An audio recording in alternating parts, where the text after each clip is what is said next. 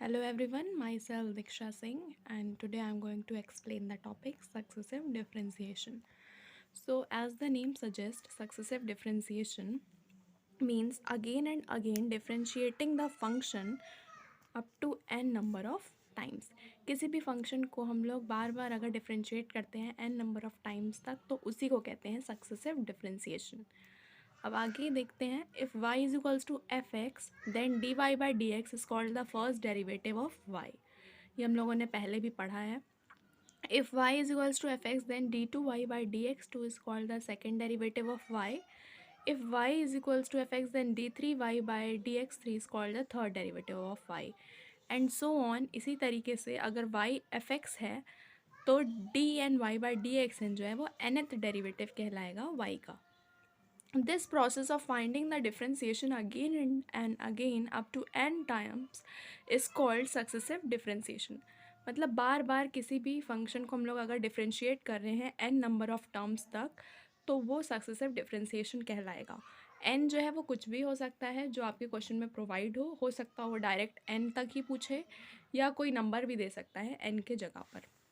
अब कुछ important notes होते हैं या नोटेशन हम कह सकते हैं जो यूज़ होते हैं सक्सेसिव डिफरेंशिएशन में.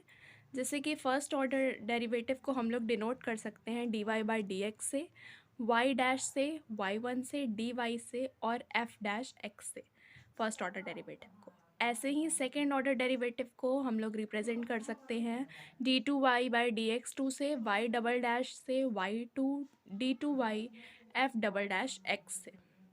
इसी तरीके से थर्ड ऑर्डर डेरिवेटिव और इसी तरीके से nth ऑर्डर डेरिवेटिव को भी हम लोग रिप्रेजेंट कर सकते हैं. सक्सेसिव डिफरेंशिएशन में कुछ स्टैंडर्ड रिजल्ट्स होते हैं जो कि फ्रीक्वेंटली इनका यूज़ होता है क्वेश्चंस में, जिसको हम लोग डायरेक्टली यूज़ कर सकते हैं. जैसे कि सबसे पहला है D N A X plus B whole to the power M. अगर इसका आता है डिफरेंशिएशन एन टर्म्स तक तो हम लोग डायरेक्टली ऐसे लिख सकते हैं. ठीक है, इसको पूरा सॉल्व करने की ज़रूरत नहीं है जब तक कि पूछा ना जाए क्वेश्चन में. तो ये हुआ कैसे ये हम लोग देख लेते हैं. जैसे कि ए एक्स प्लस बी है whole to the power M है, इसको अगर हम लोग फर्स्ट टाइम डेरिवेट करेंगे, फर्स्ट ऑर्डर डेरिवेटिव इसका निकालेंगे तो ये हो जाएगा M A X plus B whole to the power M minus one, इस फॉर्मूले को यूज़ करके. राइट, डिफ्रेंसिएशन का ये फॉर्मूला है. X to the power N का अगर हम डिफ्रेंसिएशन करते हैं तो आता है N X to the power N minus one. वैसे ही यहाँ पर इसका हम लोग डिफ्रेंसिएशन करेंगे तो पावर ये आ गई आपकी M, A X plus B की पावर एक कम हो गई एम माइनस वन, और ए एक्स प्लस बी जब ब्रैकेट को डिफ्रेंशिएट करेंगे तो ए आएगा. तो ये आ गया आपका डिफ्रेंशिएट करके. अब सेकेंड ऑर्डर डेरिवेटिव में हम लोग इसी को फिर से डेरिवेट करेंगे जो आपका आया है. अब इसको कैसे डेरिवेट करेंगे, एम ए तो पहले से ही था तो एम ए हम लोगों ने लिख दिया. A X plus B whole to the power M minus one था तो एम माइनस वन यहाँ पर आ गया, पावर एक और कम हो गई तो एम माइनस टू पावर हो गई, और फिर से जब हम ब्रैकेट को डिफ्रेंशिएट करेंगे तो ए आएगा तो ये ए स्क्वायर हो गया, है ना. सिंपल डिफ्रेंसिएशन है. सक्सेसिव डिफ्रेंसिएशन करने के लिए डिफ्रेंसिएशन आना ज़रूरी है, उसके फॉर्मूलेज, ये फॉर्मूला यूज़ करके हमने इसको डिफ्रेंशिएट किया. ऐसे ही थर्ड ऑर्डर को किया. इसी तरीके से सेम पैटर्न से n का हम लोगों ने बना लिया फॉर्मूला. कैसे बना, जैसे कि यहाँ पर a to the power three है जब हम थर्ड ऑर्डर डेरिवेटिव निकाल रहे हैं, तो यहाँ पर nth ऑर्डर डेरिवेटिव निकाल रहे हैं तो a to the power n है. राइट, फिर m minus one m minus two ऐसे चलता गया. वैसे ही हमने m minus one m minus two लिखा. अब ये कहाँ तक गया है, इसका लास्ट टर्म है m माइनस टू जब थर्ड ऑर्डर का निकाल रहे थे, तो इसका लास्ट टर्म क्या होगा जब nth ऑर्डर का निकाल रहे हैं तो लास्ट टर्म इसका होगा ये m माइनस और ब्रैकेट में n माइनस वन. राइट, क्योंकि लास्ट nth का निकाल रहे हैं, n टर्म्स का हम निकाल रहे हैं यहाँ पर. राइट, जब हम n टर्म्स का यहाँ पर निकाल रहे हैं तो इसका लास्ट सेकेंड टर्म क्या होगा, लास्ट तो n होगा और इससे पहले वाला टर्म क्या होगा, n माइनस वन होगा. राइट, तो m में से जब n माइनस वन माइनस कर देंगे तो आएगा m minus N plus one. यही चीज़ यहाँ पर लिखी है n प्लस वन. राइट, इसका जैसे थर्ड था लास्ट, मतलब थर्ड ऑर्डर डेरिवेटिव निकाल रहे थे तो यहाँ पर टू था मतलब एक कम. वैसे ही n का निकाल रहे हैं तो उससे एक कम, ठीक है। अब यहाँ पर इसकी पावर कैसे आई, m-3, क्योंकि थर्ड ऑर्डर डेरिवेटिव निकाल रहे थे, तो इसकी पावर कैसे आ गई, m-n, क्योंकि n ऑर्डर का निकाल रहे हैं, ठीक। तो हमने देखा कि वही चीज़ आई जो कि हम ऊपर पढ़े थे, इसको हमने अरेंज करके लिख दिया उसी फॉर्म में, सेम चीज़ आई, तो हमने प्रूव कर दिया कि वही चीज़ है। हम डायरेक्टली भी इसका यूज़ कर सकते हैं अगर इस फॉर्म में आपका क्वेश्चन है, रादर देन हम पूरा सॉल्व करें। अब नेक्स्ट देखते हैं सेकंड वाला, जैसे dn(e⁴x), इसका अगर आता है तो हम लोग इसको कर सकते हैं a⁴n(e⁴ax), राइट। इसका प्रूफ क्या है, सबसे पहले हम लोग उसको एक बार डिफ्रेंशिएट करेंगे, फर्स्ट ऑर्डर का डेरिवेटिव निकालेंगे, राइट। तो इसमें कौन सा फॉर्मूला यूज़ किया है, e⁴x का डेरिवेटिव क्या होता है, e⁴x, तो वही वाला फॉर्मूला यूज़ किया है। e⁴ax का डेरिवेटिव होगा e⁴ax, और फिर जब ax का डिफ्रेंसिएशन करोगे तो a आएगा नीचे, है ना। अब इसको सेकेंड टाइम जब डेरिवेट करोगे तो e⁴ax का e⁴ax, a एक पहले से था, और फिर से जब आप ax को करोगे तो एक और a आ जाएगा, a² हो जाएगा, राइट। इसी तरह थर्ड का निकालेंगे, और सिमिलरली इसी पैटर्न को फॉलो करते हुए n का भी हम लोग जनरल फॉर्मूला निकाल लेंगे। जैसे कि यहाँ पर 3 था, थर्ड ऑर्डर का निकाल रहे थे, यहाँ पे nth ऑर्डर का निकाल रहे हैं हम लोग। तो a⁴ थी जब थर्ड का निकाल रहे थे, यहाँ पर 2 थी जब 2 का निकाल रहे थे, तो जब n का निकालेंगे तो a⁴n हो जाएगी। और e⁴ax इसमें भी है, इसमें भी है, इसमें भी है, और इसमें भी हमने लिख दिया, तो ये जनरल फॉर्मूला रेडी हो गया। तो पूरा सॉल्व करने के जगह पर हम लोग इसको डायरेक्टली यूज़ कर सकते हैं क्वेश्चन में। नाउ थर्ड क्या है, dn(a⁴x), ठीक। इसका ये होता है, कैसे आया, वैसे ही सिंपल डिफ्रेंशिएट करके हम लोग निकाल लेंगे। याद करना ज़रूरी नहीं है, हम निकाल भी सकते हैं, बट इसमें टाइम ज़्यादा लगेगा, राइट।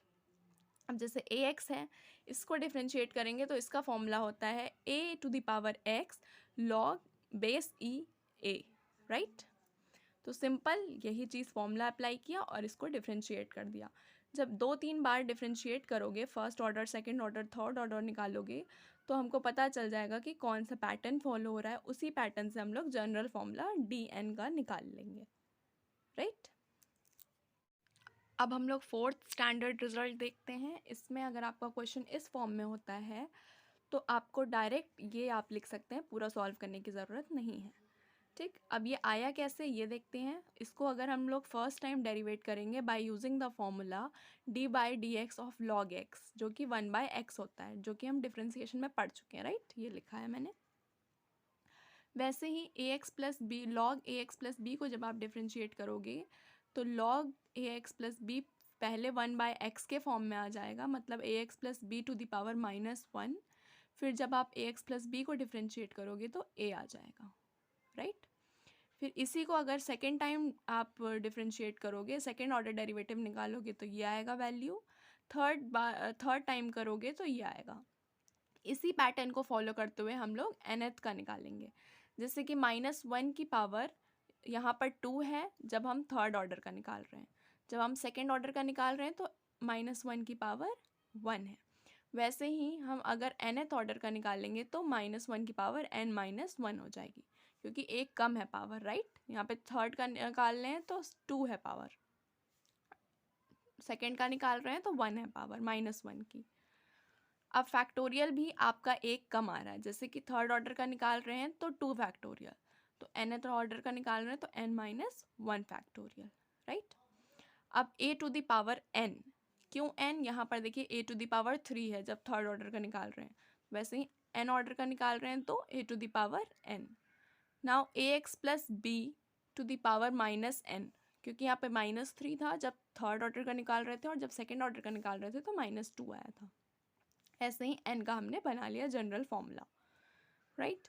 अब फिफ्थ पे देखते हैं, फिफ्थ क्या है हमारा। अगर हम साइन ax प्लस बी का करते हैं, nth ऑर्डर का निकालते हैं डिफ्रेंसिएशन, तो आपका आएगा a⁴n sine ax plus B plus n π/2। ये कैसे आया, अगर हम इसको एक बार डिफ्रेंशिएट करेंगे साइन ax प्लस बी को, तो आएगा a cos ax plus B, क्योंकि हमको पता है साइन x का डिफ्रेंसिएशन होता है cos x, तो साइन का हो गया कॉस और पूरा एंगल कॉपी कर दिया हमने, और उसके बाद जब एंगल का डिफ्रेंसिएशन करोगे तो ए आएगा, राइट। अब यहाँ पे हमने क्या किया, कॉस को साइन के फॉर्म में बनाने के लिए π/2 कर दिया। जैसे हमने पहले पढ़ा होगा साइन π/2 प्लस थीटा क्या होता है, कॉस थीटा। वैसे ही यहाँ पर अगर हम π/2 ऐड कर देंगे तो ये साइन में चेंज हो जाएगा, कॉस थीटा, राइट। इसको हमने साइन के फॉर्म में बना लिया। अब इसी को सेकेंड टाइम हम डिफ्रेंशिएट करेंगे, फिर थर्ड टाइम डिफ्रेंशिएट करेंगे, तो इसी को देखते हुए एक nth फॉर्मूला बना लेंगे, राइट। nth फॉर्मूला बना लेंगे, जैसे कि यहाँ पर आप देख सकते हैं जब थर्ड ऑर्डर का कर रहे थे तो a⁻3 था, वैसे ही n ऑर्डर का कर रहे हैं तो a⁻n आएगा, राइट। साइन है तो साइन ही रहेगा obviously. ax plus B plus 3π/2, third order का निकाल रहे हैं तो 3π/2, तो यहाँ पर n ऑर्डर का निकाल रहे हैं तो n π/2, ax plus B plus n π/2, वही चीज़ आई, राइट। पूरा लिखने की ज़रूरत नहीं है, अगर क्वेश्चन में पूछ रहा है प्रूफ करिए तब प्रूफ करने की ज़रूरत है, वरना हम डायरेक्टली यूज़ कर सकते हैं to save our time. Now 6 देखते हैं हम। 6 क्या है, 6 है cos ax प्लस बी, बस सेम है, साइन के जगह पर cos हो गया, बाकी सब सेम है। तो सेम हम इसी फॉर्मूले को यूज़ करके cos का बना लेंगे। यहाँ पर देखिए a⁻n था, a⁻n साइन था, बट यहाँ पर cos है, बस यही डिफरेंस है, बाकी सब कुछ सेम, राइट। तो इसका प्रूफ भी एकदम सेम होगा वैसे ही, तो फिर से करने की ज़रूरत नहीं है। अब 7th आता है dn e⁻ax sine bx plus c, ठीक। इसको अगर डिफ्रेंशिएट करना है तो मतलब nth ऑर्डर का निकालना है डेरिवेटिव, तो ये आएगा, राइट। जहाँ पर फाई की वैल्यू है tan इनवर्स b/a। यहाँ पर जो मैंने सॉल्व किया है वो फाई को थीटा लेकर सॉल्व किया है, आप लोग फाई लेकर भी सॉल्व कर सकते हैं, कोई अलग नहीं आएगा, सेम ही चीज़ आएगी, ठीक। अब जैसे कि ये है e⁻ax sine bx plus c, इसको हम लोग जब फर्स्ट टाइम डेरिवेट करेंगे तो आएगा साइन का, आपको पता है ऑब्वियसली, यहाँ पे हम प्रोडक्ट रूल लगाएंगे, ये तो आपको पता होगा। तो e⁻ax को फर्स्ट फंक्शन को एज इट इज़ रहने दिया, सेकेंड फंक्शन का डिफ्रेंसिएशन, तो साइन का हो गया cos bx प्लस c। अब फिर एंगल का जब डिफ्रेंसिएशन करेंगे तो आएगा b, राइट, प्लस फिर सेकेंड फंक्शन को एज इट इज़ लिख दिया हम लोगों ने, और फर्स्ट फंक्शन का डिफ्रेंसिएशन किया, तो e⁻ax का डिफ्रेंसिएशन होता है e⁻ax इंटू a, राइट। ये देखिए मैंने यहाँ पर लिखा होगा, राइट। अब अगर हम लोग, ये आया हमारा, राइट, e⁻ax को हम लोगों ने कॉमन ले लिया और उसके बाद हमारा ये आया। अब हमने क्या किया, यहाँ पर a को r cos थीटा रख लिया और b को r sin थीटा रख लिया। क्यों रखा है इसका भी एक रीज़न है, क्योंकि हमको फॉर्मूले के फॉर्म में बनाना है। यहाँ पर अब हम लोगों ने इसकी वैल्यू रख दी है, a की रख दी है a की रख दी है r cos थीटा और b की रख दी है r sin थीटा।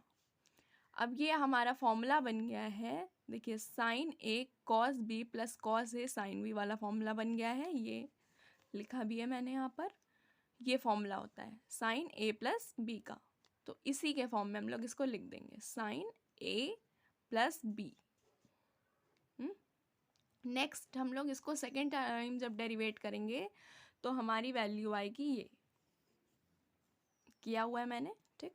फिर थर्ड टाइम मैंने फिर से डेरिवेट नहीं किया है, इसी पैटर्न को फॉलो करते हुए थर्ड बार मैंने लिख दिया है। क्या किया, देखिए थर्ड कैसे हुआ, जब सेकेंड ऑर्डर का निकाल रहे थे तो r² आ रहा था, तो थर्ड टाइम जब करेंगे तो r³ हो जाएगा, ठीक।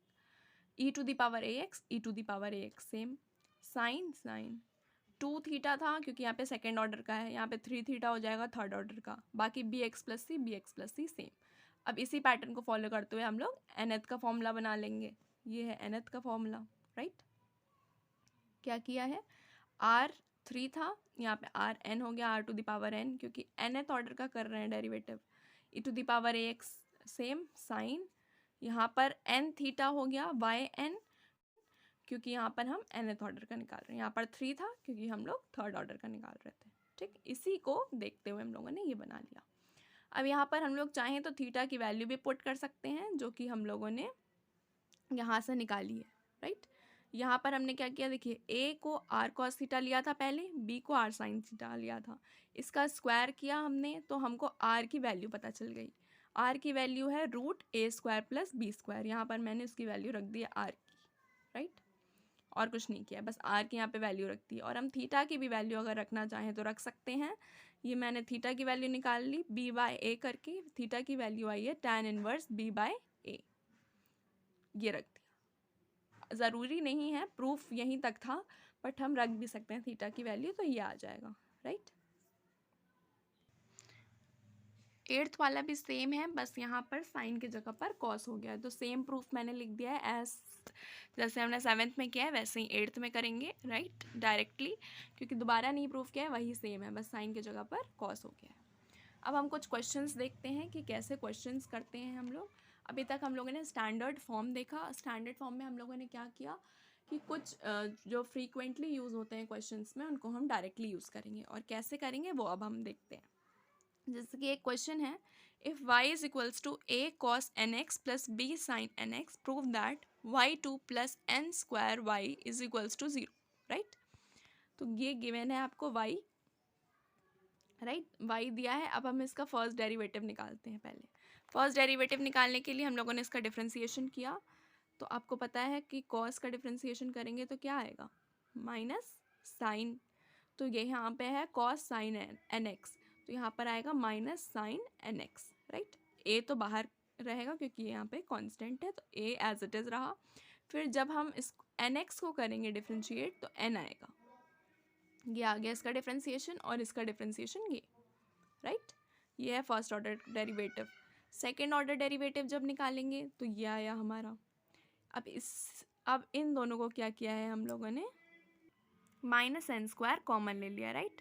जैसे ही माइनस एन स्क्वायर कॉमन ले लेंगे ये बन जाएगा a cos nx plus b sin nx, जो कि y की वैल्यू थी। देखिए y की वैल्यू क्या है, a cos nx plus b sin nx, तो इसी की वैल्यू हम यहाँ पर पुट कर देंगे, y रख दिया यहाँ पर। अब इसको इस साइड ले गए तो ये पॉजिटिव हो गया और ये इक्वल टू 0 आ गया, और यही हमको प्रूफ करना था, y2 plus n square y is equals to 0, right. बस हमने एक बार इसको डेरिवेट किया, दोबारा इसका दूसरा डेरिवेटिव निकाला, second order, minus N square common लिया, इसको इस साइड भेजा और ये प्रूफ हो गया। सिंपल था। नेक्स्ट देखते हैं, if y is equals to log ax plus B C X plus D find Y N, ये हमको फाइंड करना है, राइट। क्या किया है यहाँ पर हमने, y is equals to log ax plus B plus log C X plus D कर लिया। कैसे, क्योंकि हमको पता है लॉग एम एन क्या होता है, log M plus log N, इसी का यूज़ करके हम लोगों ने इसको प्लस के फॉर्म में ले आए। फिर हम इसको डिफ्रेंशिएट किए with respect to X, right. Direct हमने ये फॉर्मूला यूज़ कर लिया जो कि अभी हम लोगों ने पढ़ा था, ये देखिए यहाँ पर फोर्थ प्रूफ था हमारा ये, जो कि हम लोगों ने पढ़ा था, इसी को हमने डायरेक्टली यूज़ कर लिया, पूरा सॉल्व करा नहीं, डायरेक्टली यूज़ कर लिया, राइट। ये वाला, इसका डायरेक्टली यूज़ करके nth टर्म का हम लोगों ने वैल्यू निकाल ली, बस ख़त्म। आई होप आप लोग को समझ में आया होगा। Thank you.